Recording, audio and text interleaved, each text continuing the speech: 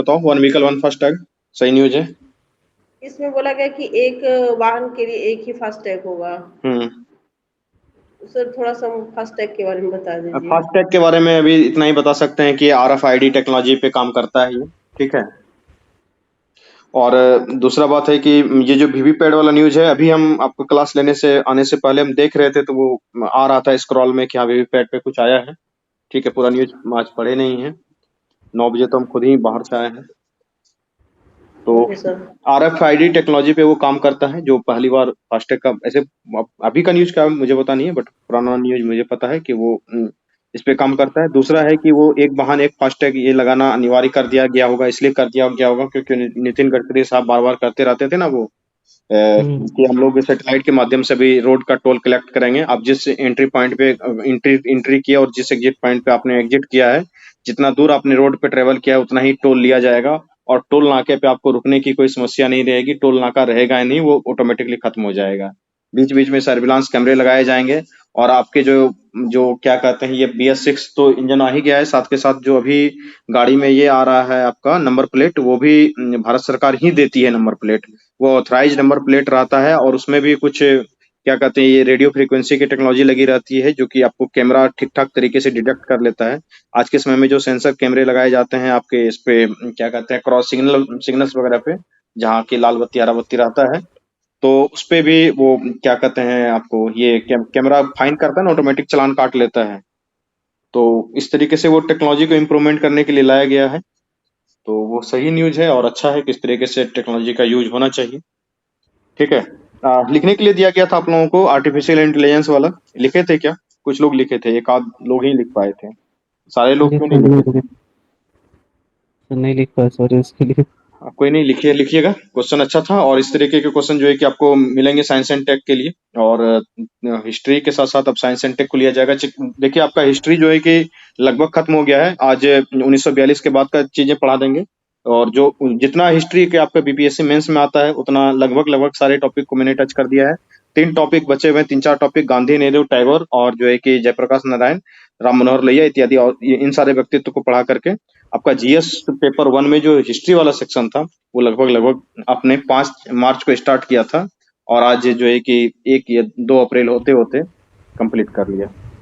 बहुत आसानी से वो खत्म हो गया। एटलीस्ट आप एक बार गो थ्रू हो चुके हैं। ठीक है, इतना भी अगर आप धीरे धीरे कवर करते चले जाते हैं तो मेंस में समस्या नहीं आएगी। इसका साइंस एंड टेक पे जाएंगे। साइंस एंड टेक के बाद फिर जो है कि इकोनॉमिक्स वगैरह जो होगा उस पे भी जाएंगे। ठीक है, तो चलते हैं, स्टार्ट करते हैं।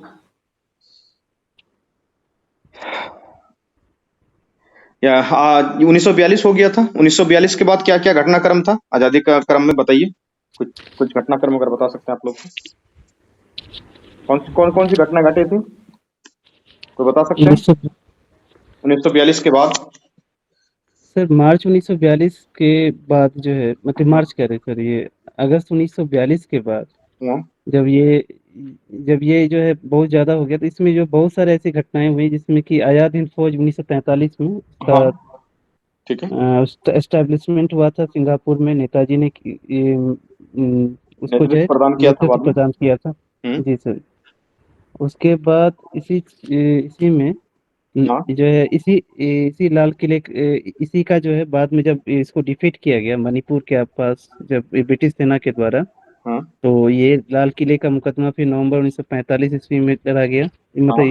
इसका हुआ था। फिर CR हम्म। फॉर्मूला हाँ। 10 जुलाई 1944 को जो है दिया गया था, हाँ। जो कि फिर जो है ये C राजगोपालाचारी के द्वारा दिया गया था, हाँ। जिसमें ये कहा गया था कि मुस्लिम लीग जो है अगर भारतीय स्वतंत्रता की मांग का समर्थन करे तो वह अस्थायी सरकार में हाँ। गठन में कांग्रेस के साथ सहयोगी भूमिका अदा करे। ठीक है। हाँ। मतगणना से पूर्व सभी राजनीतिक दलों को अपने दृष्टिकोण के प्रचार की स्वतंत्रता हो। देश हाँ। में विभाजन की स्थिति में रक्षा, व्यापार, संचार और दूसरे आवश्यक विषयों के बारे में आपसी समझौते की व्यवस्था की जाए। हम्म। ये सारी बातें जो है चल रही थी। हाँ। इसमें जिन्ना जिन्ना ने जो है इस फॉर्मूले को अस्वीकार कर दिया था। हम्म। और गांधी और जिन्ना के बीच में 9 से 27 सितंबर के बीच जो है लगातार जो है बातचीत चलती रही। हम्म। ठीक है। जिसके बाद ही जो है गांधी जी ने जिन्ना को कायदे आजम जो है वो का की पदवी उपाधि उनको प्रदान दिया किया था। था। फिर वेवेल योजना, जब ये जो है वार्ता जो है ये फेल हो असफल गया। रही, तो तो उसके बाद वेबल योजना जो है फिर लॉर्ड लिथगो ने 14 जून 1945 को जो है कांग्रेस के सामने रखा था। हाँ, कांग्रेस और ये इसको दोनों को, कांग्रेस और आपका ये मुस्लिम तो लीग मुस्लिम दोनों के लीग दोनों सामने को दिया रखा गया था। था, जब तक युद्ध चलता रहेगा तब तक कोई जब महत्वपूर्ण संवैधानिक परिवर्तन संभव नहीं है। नहीं है, लेकिन हाँ, फिर हाँ, मुस्लिम लीग ने इसमें जो है टांग अड़ा दिया, बोला कि नहीं, हमें तो पाकिस्तान चाहिए ही, चाहिए। चाहे जो हो जाए। और तो इसमें ये भी मांग रखा फिर गया था गवर्नर जनरल की कार्यकारिणी परिषद का पुनर्गठन किया जाएगा, गवर्नर जनरल हाँ एवं कमांडर इन चीफ हाँ, को छोड़कर से सभी सदस्य आपके भारतीय हो जाएंगे। बिल्कुल बिल्कुल सर। तो हाँ, उसके बाद क्या हुआ था कि जो है जब अब बात नहीं बनी, इसमें जो है आपके हमारे जो लौह पुरुष थे वो जो है इसमें सरदार हार गए। वल्लभ भाई पटेल। हाँ, वो हार गए तो फिर ये वार्ता जो है वहीं पर रोकनी पड़ गई। फिर शिमला जो है काहे कि बोला गया बहुत गर्म हो गया, गर्मा गर्मी हो गया, तो फिर शिमला में जो है मीटिंग बुलाया गया। हम्म, 25 जून 1945 से 14 जुलाई 1945। मेनली इसमें था गांधी जी को इसमें बुलाया गया था। गांधी जी बोले कि हम दूर से ही इस पर रहेंगे। गांधी जी जो है जाना नहीं चाहते थे, जबरदस्ती इनको मतलब भाग लेने के लिए बुलाया गया था कि नहीं आप आइए, काहे कि आप ही जो है इसको सुलझा सकते हैं। हम्म, लेकिन गांधी जी इस सम्मेलन में भाग नहीं लिए, यद्यपि वो शिमला में थे, हम्म, लेकिन उन्होंने भाग नहीं लिया, काहे कि वो उनका ये कहना था कि मेरे जाने से जो है बहुत लोग जो है नाखुश हो जाएंगे, हम्म, और हम जो है ये निर्णय के जो है कि जो देश विभाजन होगा कि नहीं होगा, इसके निर्णय के पक्ष में हम है नहीं। हम्म। ठीक है। तो ये लगभग जो है 25 जून से 14 जुलाई तक जो है शिमला सम्मेलन समझौता चला। चला, लेकिन कोई निष्कर्ष इसमें नहीं निकला। अंततः जो है कांग्रेस ने जिन्ना की इस मांग को जो है अस्वीकार कर दिया था कि पाकिस्तान वगैरह आपका कोई बनेगा, ऐसा कुछ नहीं होगा, विभाजन नहीं होगा। हम्म, तब जो है अंततः वेबर ने 14 जुलाई 1945 को सम्मेलन की विफलता की घोषणा कर दी। ओके। फिर जब देखा कि कुछ नहीं, तो फिर बोला गया कि जी ऐसा कीजिए कि आप लोग जो है इलेक्शन करवा लीजिए, इलेक्शन में जिसकी बहुमत जैसा होगा वो हम्म, सरकार बना लेगा। तो इसमें नेहरू जी ये कह रहे थे कि सरकार जिसकी भी बनेगी, ठीक है, जिसका बहुमत होगा उसकी सरकार बनेगी, उसी की जो है महत्ता होगी। तो फिर इलेक्शन हुआ, भारत में आम चुनाव दिसंबर 1945 को जो है शुरू किए गए। अच्छा। वो हाँ, तो 15 अगस्त 1945 को जापान के आत्मसमर्पण के साथ जब द्वितीय विश्व समाप्त हो गया, तो भारत में भी इलेक्शन के ये किए गए।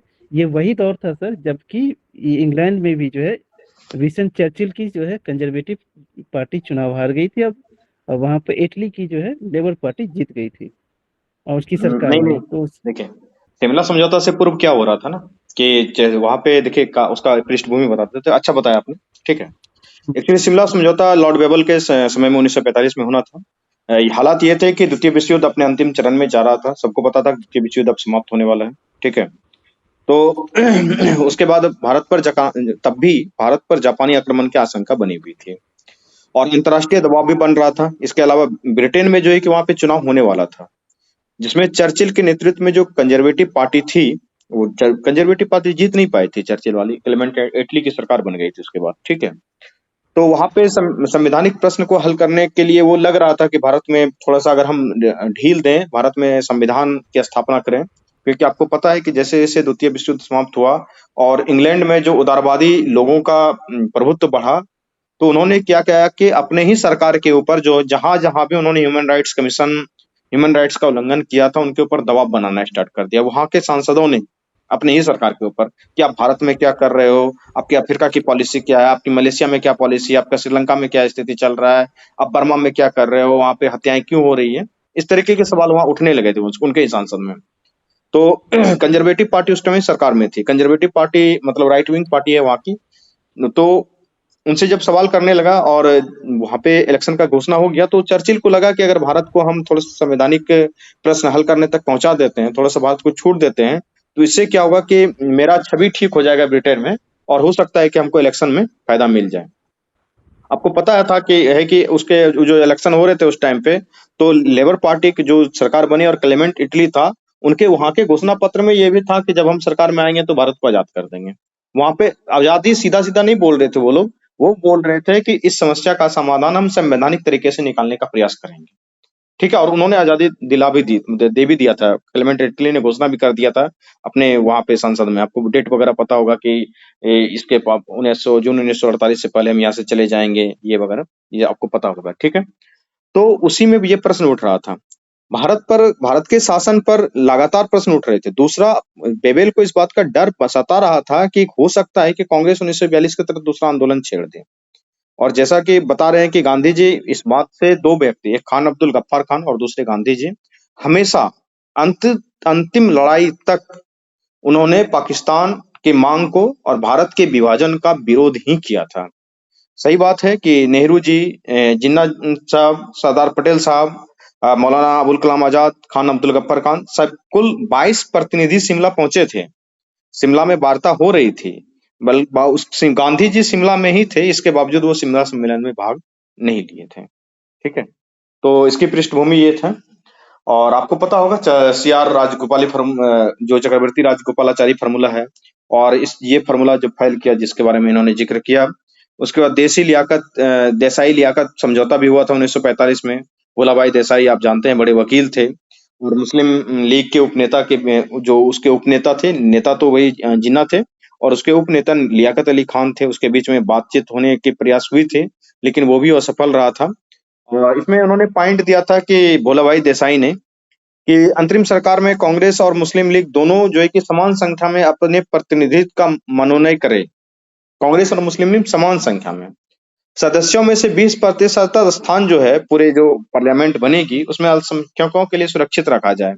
तो कांग्रेस के ही कुछ सदस्यों ने भोला भाई को अच्छा खासा सुना दिया था कि वो क्या ही समझौता कर रहे हैं, ये हिंदू मुसलमान वाला कोई फैसला नहीं होगा, जो फैसला होगा एक फैसला होगा। ठीक है, तो इस तरीके था। उसके बाद फिर बेबेल योजना आया, और जो हमारा बहुत इंपॉर्टेंट है। कुछ सबसे पहले तो इन सारी चीजों को पढ़ेंगे अभी हम। आजाद हिंद फौज वाला जो मुद्दा है सबसे इंपॉर्टेंट है, पहले उसी को पढ़ेंगे और उसी को लिखेंगे, उससे पीटी में भी सवाल आ जाएगा और आपका मेंस भी क्लियर हो जाएगा। ठीक है, तो लिखिए आजाद हिंद फौज, पहले इसको देख लेते हैं, उसके बाद फिर कुछ लिखा देंगे।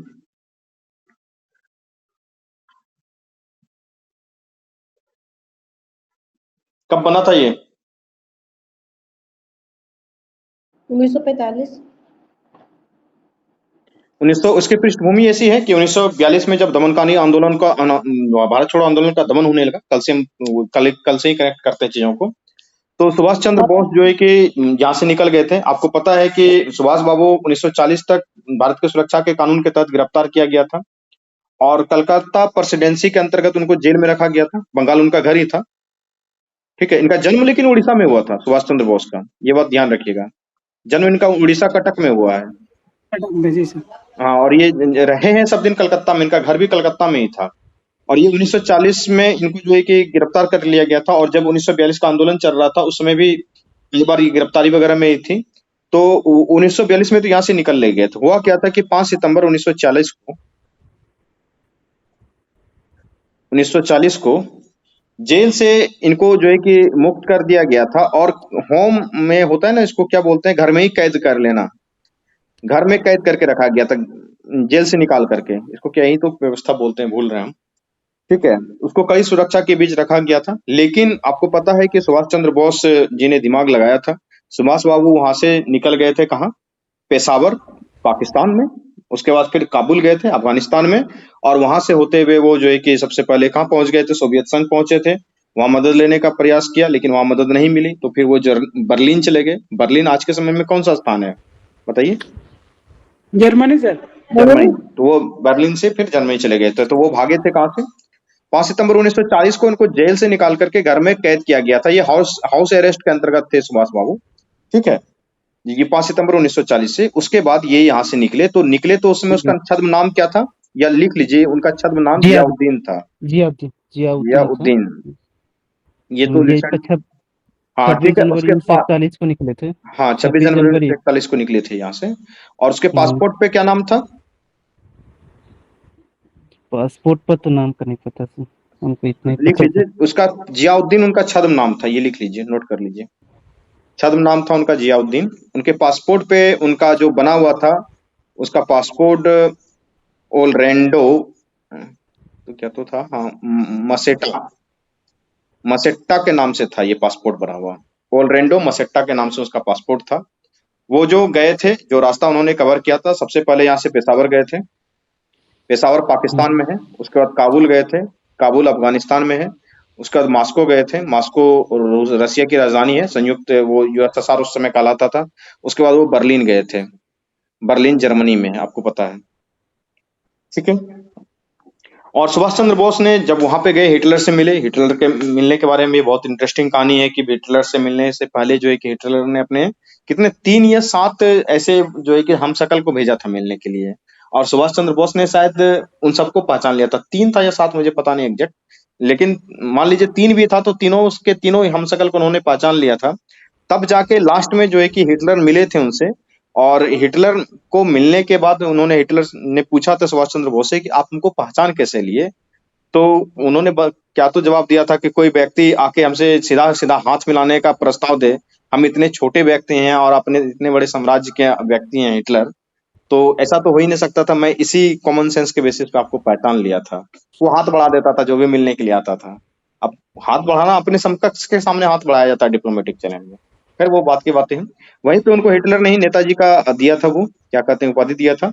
और वहीं से उन्होंने क्या नारा दिया था, जय हिंद। हिंद का।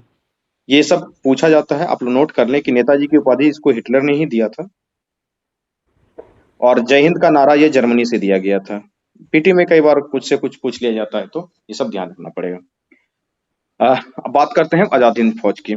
आजाद हिंद सर फौज का, हाँ, सर एक एक वहां पर मुक्ति सेना भी इन्होंने बनाई थी ना, आ रहे हैं। जो पहले तो इनकी जर्मन जर, अभी, जर्मनी में मुक्ति सेना बनाई थी। जी जी, बनाई थी उसका उस पे भी आ रहे हैं,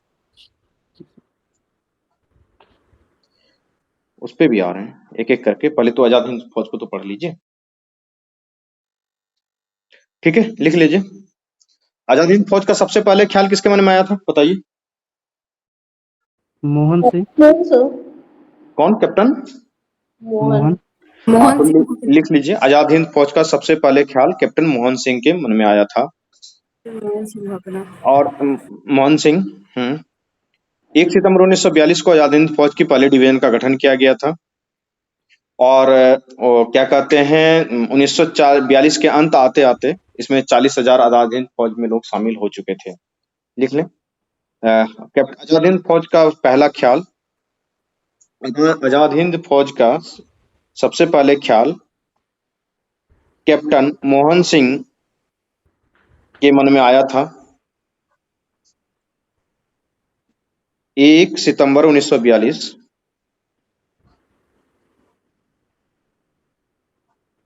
को आजाद हिंद फौज की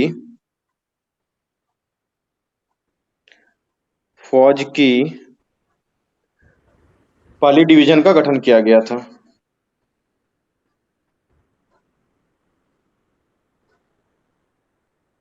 लिख ले रहे हैं ना आप लोग? Yes sir.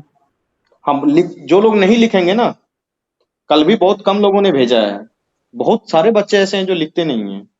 ठीक है, आप लोग क्लास जैसे ही खत्म हो ना, जिस भी ग्रुप में है वहां पे भेजा करें, तब तो हम देखेंगे कि आप लोग लिखे या नहीं लिखेंगे। ठीक है, तो 1 सितंबर 1942 को, और इसमें जो है कि 1942 के अंत तक कितने लोग शामिल हो चुके थे, लिख लीजिए अगला लाइन कि सितंबर 1942 के अंत तक इसमें 40,000 लोग शामिल हो गए थे। लोग शामिल हो गए थे। ठीक है, तो विचार क्या था आजाद हिंद फौज का?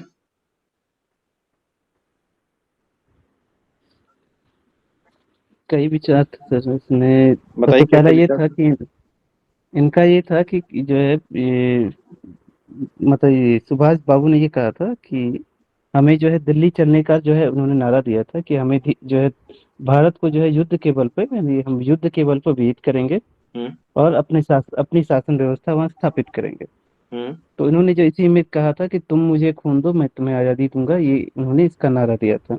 ठीक है। और इसके लिए जो है इन्होंने जो है फासिस्टवादी जो है शक्तियों का सहारा लेने की बात इन्होंने कही थी, हम्म जिस पर कि गांधी से इनका जो है जो है जब फॉरवर्ड ब्लॉक इन्होंने बनाया था तो उस समय भी इनका गांधी से विभेद रहता था इसी बात पर कि हम्म फासिस्टवादी शक्तियों से जो है क्यों जो है सहयोग लेना।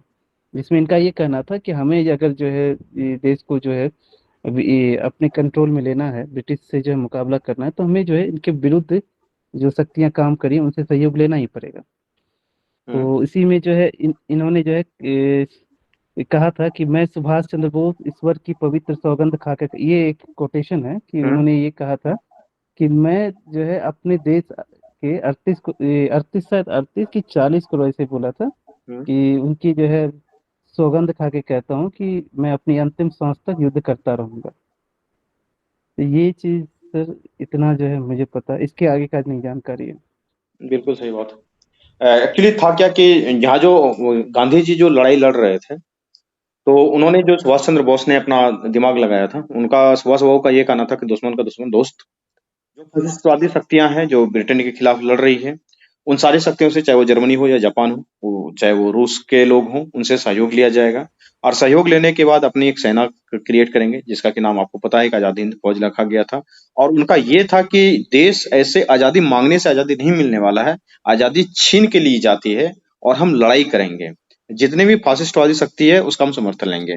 गांधी, नेहरू, ये लोग इनका विरोध इसलिए कर रहे थे कि अगर एक तो तुम किसी दूसरे के सहयोग से अपने देश को आजाद कराओगे, उसका एहसान रहेगा, और वो फिर जो है कि हो सकता है कुछ भाग मांग ले, या फिर आप उसके एहसान के तले दबे रहोगे। इंटरनल अफेयर के मामले में जो है कि वो बार बार हस्तक्षेप करते रहेंगे। और दूसरा है कि गांधी जी का जो एक कथन था कि साधन और साध्य दोनों सही होने चाहिए। इसका मतलब आप लोग समझ रहे हैं कि साधन और साध्य सही होने चाहिए किसी भी चीज को पाने के लिए। इसका क्या मतलब है, कोई बताएंगे?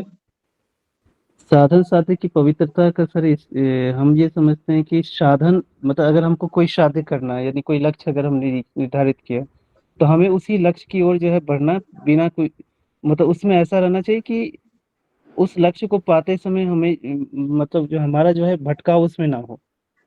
सर मीडियम भी सही होना चाहिए। हाँ, मीडियम भी नहीं सेम नहीं, होना चाहिए वही जो वही देखिए, लक्ष्य वाला मसला नहीं है सिर्फ, साधन और साध्य ये दोनों सही होना चाहिए। इसमें कहा यह जाता है कि अगर आप एग्जामिनेशन पास करना चाह रहे हैं, तो चीटिंग करने का हाँ, अगर मौका मिल भी जाता है तो भी आपको चीटिंग नहीं करना है। ये है साधन और साध्य की पवित्रता, गांधी का सिद्धांत है कि चीटिंग करने का मौका मिल भी जाए तो भी नहीं करना है, मतलब कि गलत तरीके से किसी अच्छे उद्देश्य को भी पूर्ति नहीं करना है। तो वही था कि फासिस्टवादी शक्तियों का तुम सहारा ले रहे हो। वहां जर्मनी में क्या क्या किया है, हिटलर ने क्या क्या किया, सबको पता है। किस तरीके से कंसंट्रेशन टैंक में लोगों को मार दिया गया था, कि कितने 1.5 2 लाख 3 लाख लोगों को सीधा सीधा मारा गया था। तो उनकी विचारधारा से आप जाके हाथ मिला रहे हो अपने देश की आजादी के लिए। क्या हमारे में इतनी शक्ति नहीं बची है कि हम खुद से अपनी आजादी कर लें? तो गांधी जी का मतभेद इन्हीं चीजों से था।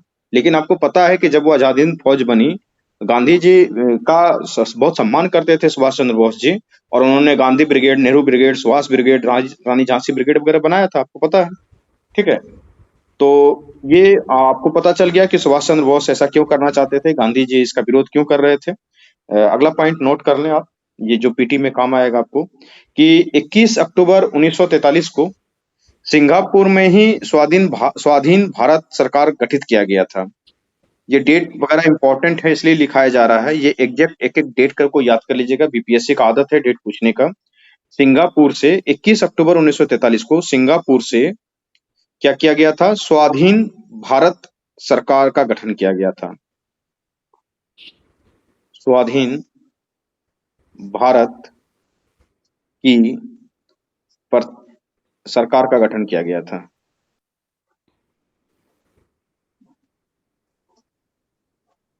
लिख लिए। 21 अक्टूबर 1943 को सिंगापुर से ही स्वाधीन भारत की सरकार का गठन किया गया था। ठीक है। उसके बाद वहीं से जो है कि इन्होंने दिल्ली चलो का नारा दिया, आपको पता है। जापान की सहायता से जो है कि इन्होंने भारत पर आक्रमण कर स्वतंत्र करवाना भी चाहते थे। ये सब लिखने का आवश्यकता है कि Gandhi brigade, Nehru brigade, Subhash brigade, Rani Jhansi brigade, महिला बटालियन बनाया गया था। नहीं सर इसे तो ये सब तो हमको नहीं लगता है लिखाने की आवश्यकता है। जो जो पॉइंट इंपॉर्टेंट है, जो आप नहीं जानते, वही मैं लिखा देता हूँ। ठीक है। जब सर आजाद ये हिंद फौज की स्थापना हो गई 1944 में, ये लोग आए थे तो कहाँ कहाँ आए थे। इन्होंने संबोधित किया था, सुभाष बाबू ने, तो सैनिकों को संबोधित करते हुए क्या कहा था, तुम मुझे खून दो, मैं तुम्हें मैं तुम्हें आजादी दूंगा। ठीक है। तुम मुझे खून दो, मैं तुम्हें आजादी दूंगा, ये एक बार पूछ लिया था शायद बीपीएससी ने। 6 जुलाई 1944, इस दिन क्या हुआ था, आपको पता है? आजाद हिंद रेडियो का नाम सुने हैं? यस सर 6 जुलाई 1944 को आजाद हिंद रेडियो रेडियो पर सुभाष बाबू ने संबोधन दिया था। ये किसको? सब महात्मा सिंगापुर से बापू बापू से बापू को संबोधन उस पर सुभाष बाबू आए थे और बापू को संबोधन दिया था। क्या संबोधन किया था? नोट कर लीजिएगा। जर्मनी से हैं, सुनो। सिंगापुर से जर्मनी से नहीं। ये सारा का सारा घटना सिंगापुर से हो रहा है। 6 जुलाई 1940 को आजाद हिंद रेडियो पर लिख लीजिए सिंगापुर से बापू को संबोधित किया। अरे यार, बापू को संबोधित किया। म्यूट कर लें, कौन है? ठीक है, संबोधन क्या था? कोटेशन डाल के ऐसे करके लिखेंगे कि भारत की स्वाधीनता की आखिरी युद्ध शुरू हो चुका है। याद कर लीजिएगा, काम आएगा लिखने में। भारत की स्वाधीनता का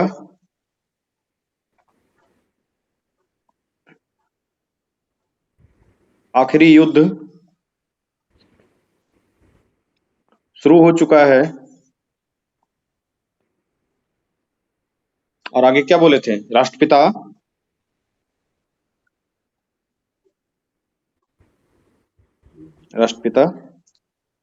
भारत की मुक्ति के इस पवित्र युद्ध में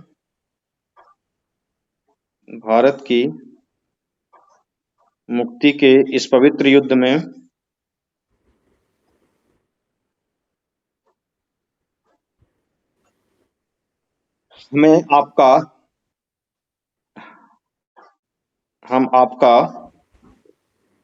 आशीर्वाद और शुभकामना चाहते हैं।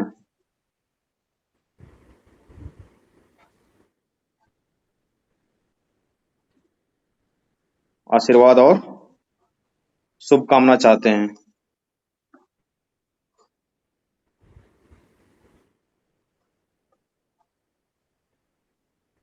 लिख लिए?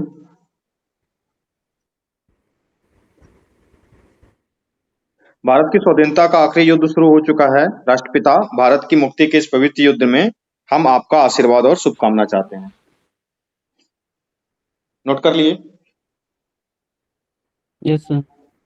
सब लोग नोट कर रहे हैं या नहीं कर रहे हैं? हाँ सर, नोट हो रहा है। सोनाली, सोनू, मिथिलेश, पीरू, कोमल, सर कर रहे हैं। लिखा है सब लोग ना?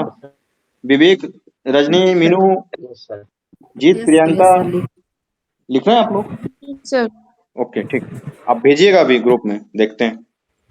चलिए, अभी ये लिख लिया आपने? अब आगे बढ़ते हैं। पहले आपको हम समझा देते हैं। देखो, यहाँ तक समझाने वाला जो था मैंने बता दिया था। जापानियों की सहायता से आजाद हिंद फौज ने कोहिमा पर अधिकार कर तिरंगा फहरा लिया। आपको पता है कोहिमा कहाँ है? मणिपुर। नागालैंड। अरे नागालैंड। कोहिमा नागालैंड में है भाई। मणिपुर। अच्छा, नागालैंड की राजधानी कहाँ है? कोहिमा। सॉरी। इम्फाल पर आक्रमण किया गया था। इम्फाल कहाँ है? मणिपुर से। मणिपुर सर, मणिपुर। ये मणिपुर में।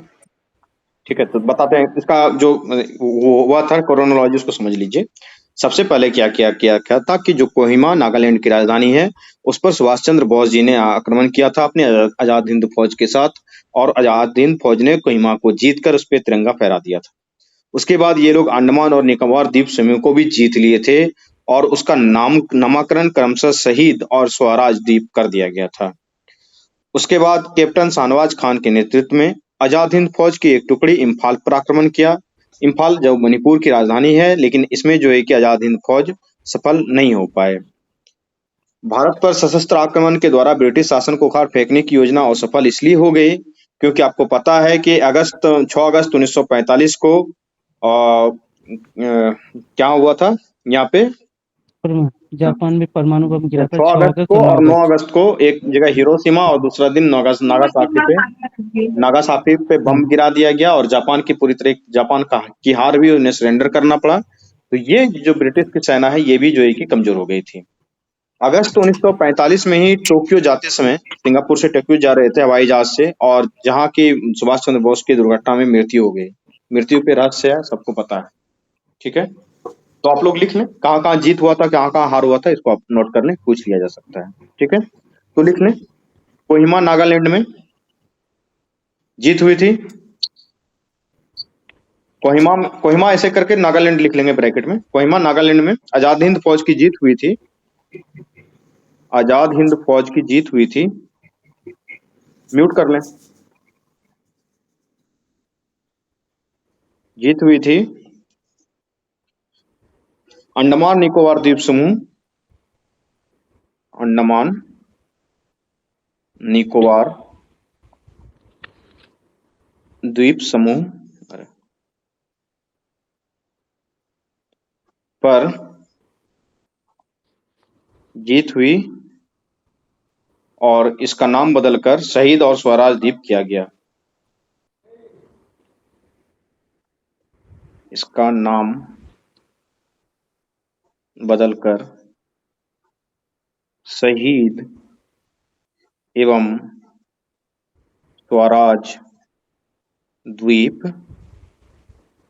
किया गया। हो गया नोट?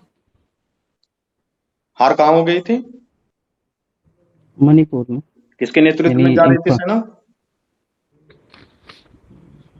लिख लेंगे अगले लाइन में। लेकिन कैप्टन शाहनवाज खान के नेतृत्व में, कैप्टन शाहनवाज खान के नेतृत्व में आजाद हिंद फौज ने, आजाद हिंद फौज के बदले आईएनए लिख सकते हैं।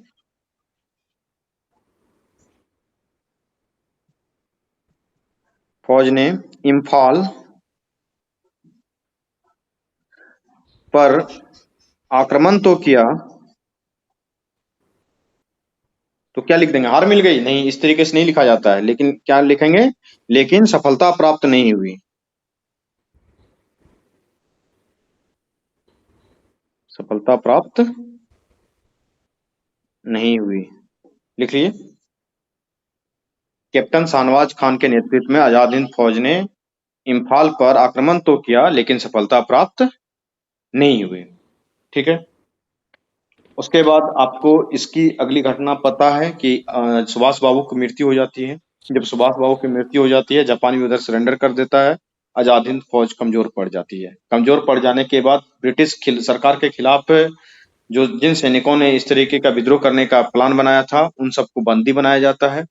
बंदी बनाकर फौजियों पर सार्वजनिक रूप से मुकदमा चलाने का निर्णय लिया गया था और नवंबर में इन सारे बंदियों को लाल किले में रखा गया था, जिसमें कि लाल किले में गुरबख्श सिंह ढिल्लों, प्रेम कुमार सहगल, शाहनवाज खान, जो कि क्रमशः गुरबख्श सिंह ढिल्लों जो एक सिख थे, प्रेम कुमार सहगल हिंदू थे और शाहनवाज खान मुसलमान थे, के विरुद्ध मुकदमे की सुनवाई शुरू हो जाती है। देशद्रोह का इनके ऊपर जो है कि आरोप लगाया गया था। आपको पता है कि देश जो है कि बार बार सांप्रदायिकता की घटना घटते रहती थी। एक तरफ मुस्लिम लीग का डिमांड था, हिंदू मुस्लिम के झगड़े थे, एक तरफ मुस्लिम लीग, दूसरी तरफ हिंदू महासभा, बार बार आजादी के समय दंगे हो रहे थे। लेकिन ये आजाद हिंद फौज की मुकदमा की जब बात आई तो लाल किले में जो ये घटना घटी और जब लोगों ने देखा कि इस तरीके से हमारे ही देश के सेनाओं के खिलाफ ये ब्रिटेन के लोग इनके ऊपर देशद्रोह का मुकदमा चलाने वाले हैं, तो सांप्रदायिकता अपनी जगह चला गया। जो सांप्रदायिक सद्भाव का माहौल देखा गया था इस आजाद हिंद फौज के मुकदमे में, उसकी तारीफ की जाती है।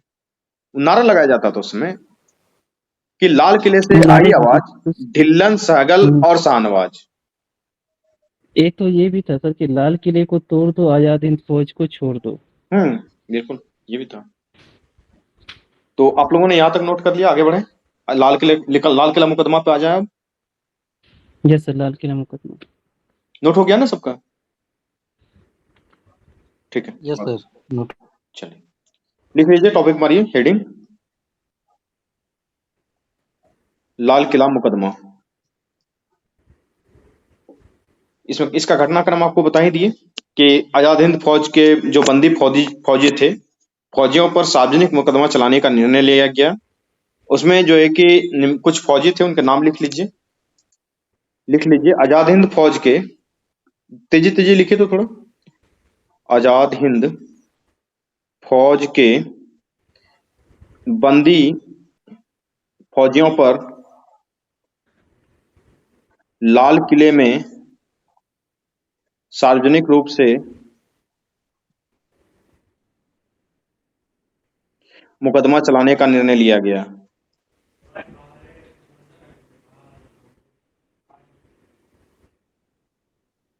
निर्णय अंग्रेजी सरकार के द्वारा लिया गया।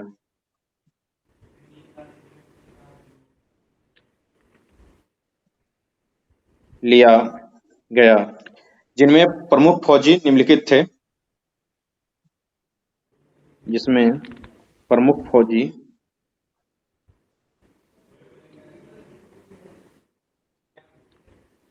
निम्नलिखित थे। कौन कौन से थे, नाम लिख लीजिए। गुरबख्श सिंह ढिल्लो, प्रेम कुमार सहगल, शाहनवाज खान। मुकदमा लड़ने के लिए कौन कौन वकील गए थे पता है? नाम लिख लीजिए पहले तीनों का। भोला एक मिनट भोला देसाई। एक मिनट पहले नाम लिखा देने दीजिए। लिख लीजिए नाम। गुरबख्श सिंह ढिल्लो, गुरु म्यूट कर लीजिए। कौन है? गुरु बख्श सिंह ढिल्लो, सिख का ये नाम है, ये सिख थे। प्रेम कुमार सहगल, ये हिंदू थे।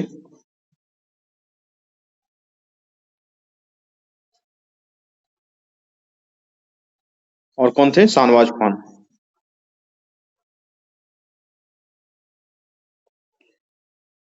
ये क्या थे? मुस्लिम थे। इन लोगों के ऊपर जो है कि सार्वजनिक मुकदमा चलाने का आह्वान किया गया था। ठीक है, अब बताइए आगे फिर क्या हुआ था?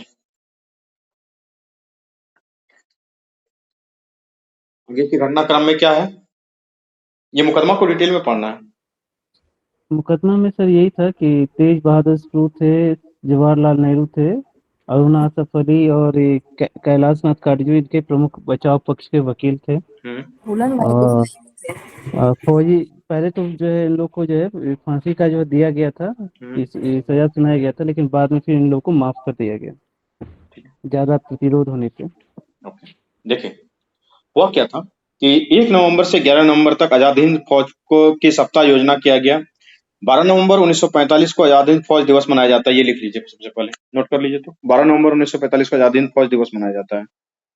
उसके बाद बताते हैं इसका घटनाक्रम क्या था और ये इंपॉर्टेंट इतना क्यों हो रहा है। 12 नवंबर 1945 को आजाद हिंद फौज दिवस मनाया जाता है। फौज दिवस मनाया जाता है। वो क्या था? 12 नवंबर 1945 को आजाद हिंद फौज दिवस मनाया जाता है।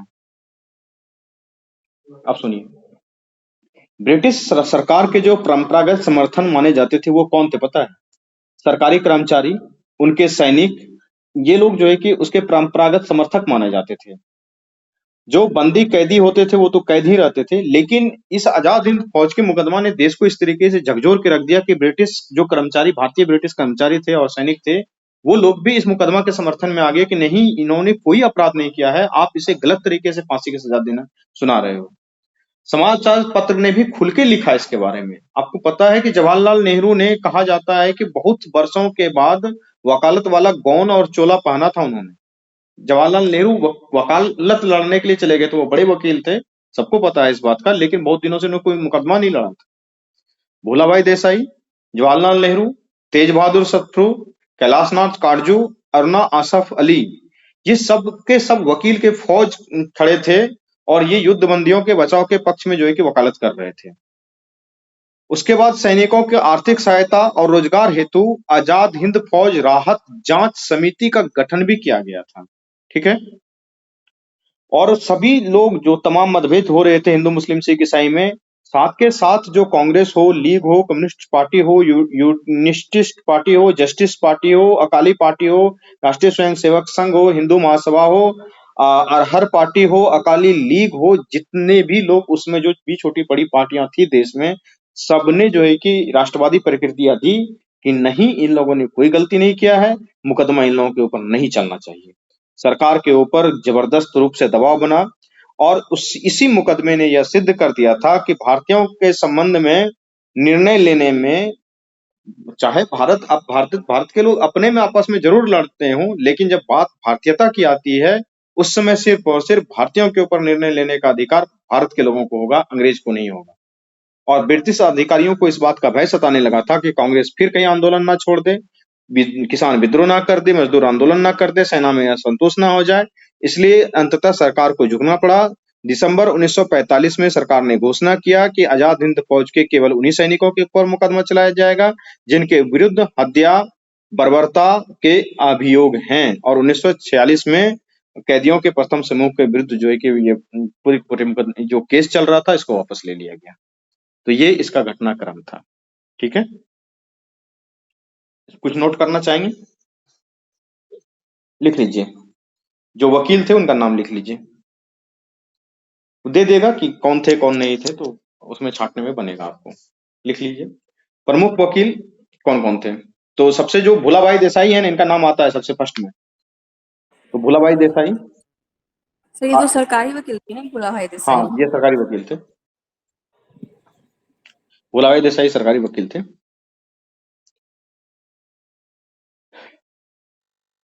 भोलाभाई देसाई, जवाहरलाल नेहरू, तेज बहादुर सप्रू, कैलाशनाथ काटजू, कैलाशनाथ काटजू, ये भी वकील थे। अरुणा आसफ अली, अरुणा आसफ अली, इन्होंने क्या किया था, युद्ध बंदियों के पक्ष में वकालत किया था। इनका नाम लिख लीजिए, प्रमुख वकील में इन सबका नाम लिख लीजिए लेंगे। ठीक है, एक सवाल सर पूछ रहे हैं। हाँ बोलिए। एक सवाल सर पूछते हैं सर कि यह दो जगह सर ऐसा घटनाक्रम देखने को मिला है कि जहाँ पर कि बापू की निष्पक्षता पर सवाल उठते हैं। हाँ एक जगह ये था कि जब इसकी भगत सिंह की फांसी जब दी जा रही थी, तो उस समय भी जो है बापू के जबकि खुद जो है बापू जो है मतलब महात्मा गांधी जो है वो काफी बड़े वकील भी थे। एक मिनट, तो एक मिनट, इस पे लंबा हाँ जाना पड़ेगा। आप पहले लिखा लेते हैं, उसके एक बाद आपका सवाल लेंगे हम। ठीक है, ये ओके सर नाम लिख लिए सब लोग। ओके सर भोलाभाई जी देसाई, जवाहरलाल नेहरू, तेज बहादुर सप्रू, कैलाशनाथ काटजू और नासा अली। ठीक लीजिए। उसके बाद लिखिए कि सैनिकों की आर्थिक सहायता और रोजगार हेतु, अगला पॉइंट मार के लिखिएगा, एरो मार के, कि सैनिकों की आर्थिक सहायता और रोजगार हेतु, सैनिकों की आर्थिक सहायता और रोजगार हेतु आजाद हिंद फौज राहत एवं जांच समिति का गठन किया गया। आजाद हिंद फौज राहत एवं जांच समिति का गठन किया गया। आजाद, फिर से लाइन बोलिए सर। हाँ, सैनिकों को आर्थिक सहायता और रोजगार हेतु आजाद हिंद फौज राहत एवं जांच समिति का गठन किया गया। ठीक है, इससे क्या स्पष्ट हो रहा है कि आंदोलन की जो बिखरी हुई राष्ट्रवादी ताकतें थी वो एकजुट हो गई। ठीक है, कौन कौन से पार्टी एकजुट हुए थे, नाम लिखेंगे, लिख लीजिए, ये काम आएगा, क्योंकि इतना पार्टी का नाम कहीं एक साथ मिलेगा नहीं। लिख लीजिए कि बिखरी हुई राष्ट्रवादी ताकतें एकजुट हो गई थी। अगला पॉइंट बनाइए कि बिखरी हुई राष्ट्रवादी ताकतें एकजुट हो गई थी। ठीक है, लगभग सभी भारतीय राजनीतिक दलों का, लगभग सभी भारतीय राजनीतिक दलों का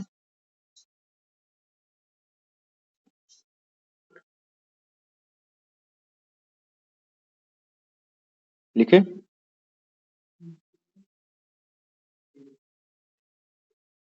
युद्ध बंदियों के बचाव पक्ष में ही समर्थन था।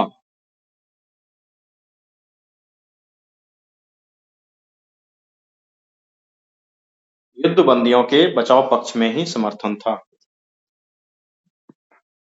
ऐसे करके फिर लिख लेंगे राजनीतिक दल, नीतिक में दीर्घी का होगा ना। नैतिक दल, ऐसे करके कोमा मारेंगे, लिख लेंगे।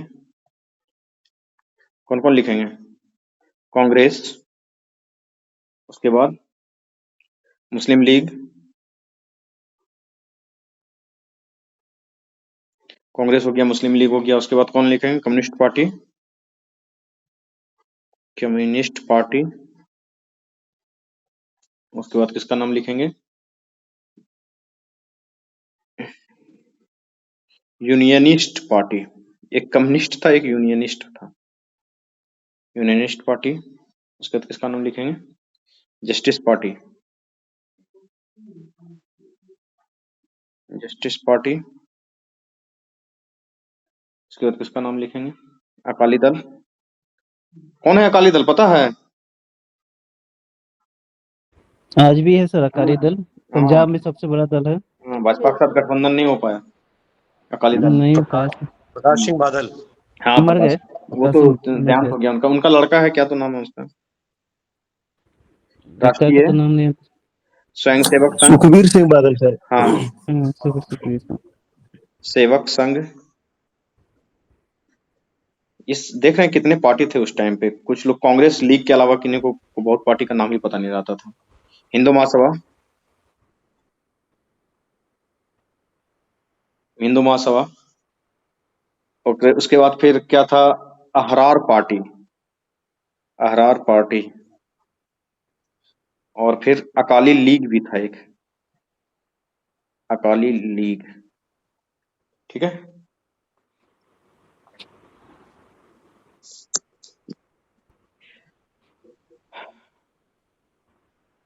ठीक है।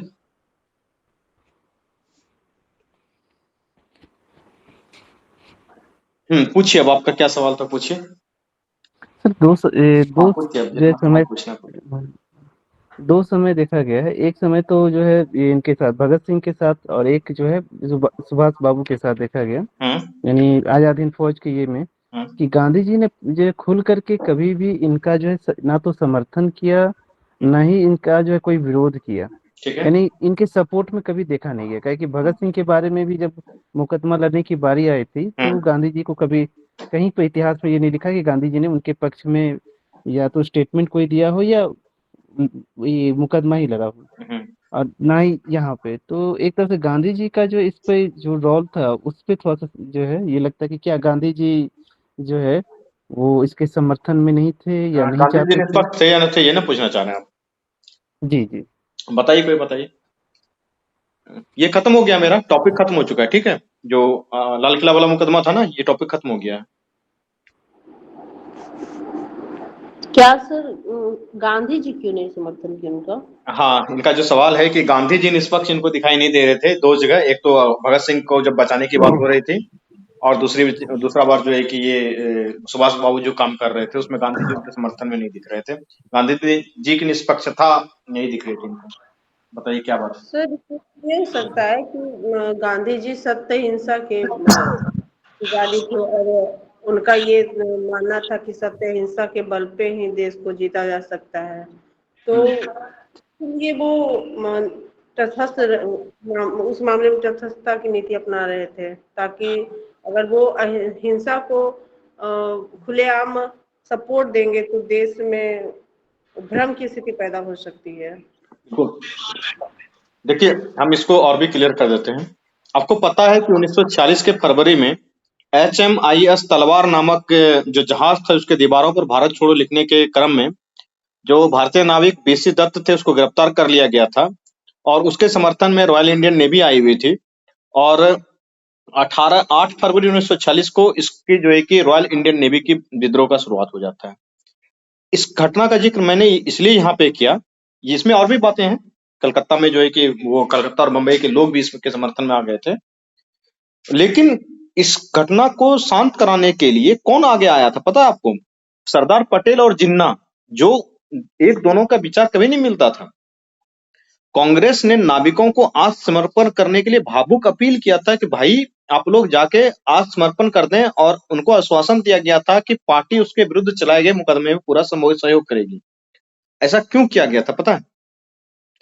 ऐसा इसलिए किया गया था कि ताकि जब देश आजाद हो जाए ना, तो हमारे सैनिक आजादी के बाद भी ऐसा कोई कदम उठाने से पहले वो राष्ट्रीय नेताओं की सलाह लेनी चाहिए। और अगर अभी आदत पड़ गया इन लोगों को गलत तरीके से आंदोलन करने का, तो हमारे देश के सैनिक भी बाद में आंदोलन करने लगेंगे।